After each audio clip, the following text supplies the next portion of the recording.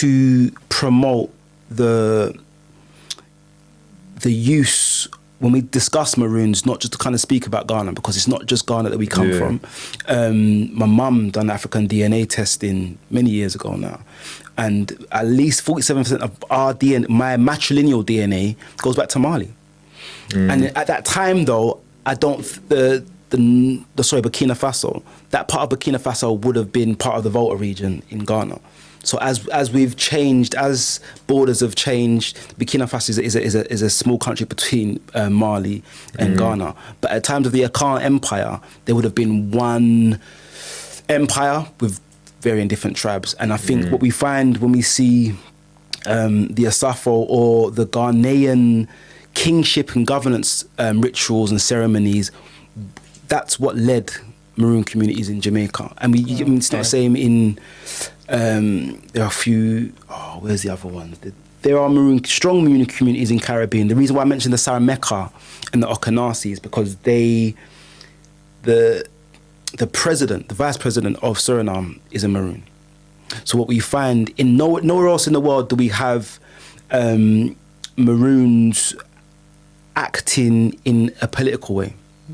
So that's why I think it's important to mention them, because for me, in terms of modern day rebellion and resistance, they have not only kept the culture and the spiritual systems, but they work from a place of resistance and rebellion as it relates to how they engage with the rest of the world, which I think is important. And that they might be quite well known among Maroon communities, but I don't think that Suriname Maroons are well known enough. The Sarameka, Okanasi, the Juka. I never heard. There are many tribes in Suriname that self-identify as Maroons, and they are a mainstay in the mainstream culture of Suriname in a way that Maroon culture, I mean, obviously Queen Nanny is a national hero. I think the only female national hero in Jamaica. So I heard that the other day. And out of all the ones that you've mentioned, when you say Suriname, I can't even know if I'm saying it right, but that's the one that I feel drawn to more, to find out and to learn more about for some reason. No, I mean, to be fair, when I found out that the Suriname were taking a delegation to Ghana, like if I had the resources, I would have made my way over there. Because I'm going to go into the modern day Maroon. And I think it's important to mention matriarchy. So I'm going to read this briefly. I'll show the screen. Viewers will be able to see this on the screen. Right. Matriarchy and the family lineage and the divine feminine. So, on the continent, female title holders being placed in the highest levels of political and spiritual order were and remain a common feature of ancient and later post-colonial African political systems. In a Khan culture, the power with the divine sits with the mother. So what you'll see on the screen is an image of my mum. This was in Charlestown in 2022 when I was coronated as Chief of Culture, Heritage and Development. I wasn't able to be there, but that's my mum going into the bush with the bay leaves. And then what you'll see as well is what we believe, again, oral tradition, is one of the few photos I've got of my oldest ancestor. This picture would have been taken in the early 1800s, and we only know her as great-grandmama G. We don't know her full name, but we know she left Jamaica in the early 1800s to fight for Maroons in Panama. So there's been a book written, African Maroons of Panama, and I mean, there's a rich history in Panama, to be honest, and I'm endeavouring to do more research now. So she went to Panama? Yeah. In the early 1800s? Early 1800s, because the picture I think would have been taken when she left, and I think photography started in like the early 1800s anyway, so it would have been right at the beginning of the use of photography at that point. I think I've spoken about Queen Nana Ni. In terms of modern day Maroons, we've got Auntie Gloria, Mama G, and she's the first Gamang to be coronated by the Suriname Maroons, the Okanasi Maroons, in 2012. And that was actually the first, 2012 was the first time. Gamang is a leader or king. leader is probably the best way to kind of, because it doesn't, even though it doesn't denote a masculine title. Auntie Gloria is the first woman to be coronated as a gamang. So she was given, I guess, guardianship over the whole of the island, whole of Jamaica in 2012. So she currently lives in Moortown.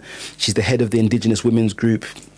And to be honest, there was a film called Reimagining Queen Nanny made, I think, in 2013. It would have been a year after she was coronated, and she played Queen Nanny in a short film. And I think that's what kind of shot her to prominence specifically. But the reason why I mentioned her, and I'm going to go on to mention a few more, is that I don't think women are celebrated enough within our culture.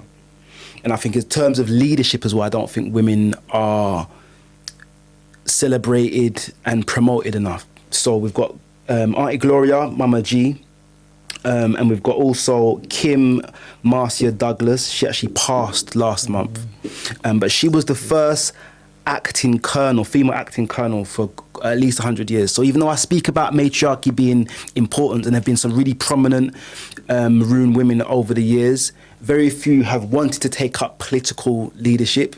She was a colonel. Colonel Kim Douglas. I actually want to read this actually because she passed. Why can't a woman be a colonel? Yeah, she passed. In what? In what? The Jamaican army? No, colonel of the community. What's colonel? Isn't So that like it's the first time military title. It is. So Yeah, usually, this is what I don't understand. So it's normally usually, male. so usually we use the word chief, Right. and because of her, so it's not a militaristic fight, but she, very powerful personality, very militant character. So even though I think Colonel Pink in Scott's Hall was also a colonel, because of his personality, his I character. don't understand. A colonel in what's the as opposed to being a chief. It's a title. So she was given chieftaincy. So she was a Right. chief of Charlestown, Right. like the recognised coronated chief. But her title was colonel. So she chose that. So it's just a name. Yeah, I mean, It's not like a. She didn't sit at the head of It's not like a rank. Do you know what I mean? Because that's what I'm thinking when you say colonel. I'm thinking of a rank. She didn't sit at the head of a military group. Right. in Yeah. that sense. This is what I'm understanding. But Charlestown and Moortown are very close, and Moortown historically was the place where we'd used ASAFO Yard sits in Moortown. So it's a place in which most of our military tactics were led from. So she's actually a descendant of a military part of the community. And in that community, using that type of term makes a lot of sense. Okay. Right. So I need to read this because she passed, and I need to read this. As a leader and spokesperson for one of the several Maroon communities in Jamaica, Acting Colonel Douglas stood as the first woman to occupy any such position of authority among Maroons in present day. As Indigenous women are reclaiming their rights as important decision makers and contribution to community development, Acting Colonel Douglas carried a vision of prosperity through social and economic gains for her community. The Colonel's expertise included, but what was not limited to, Indigenous knowledge, climate change, sustainable development, community tourism, and the rights and protection and the care of Indigenous peoples. So most chiefs will sit on councils globally.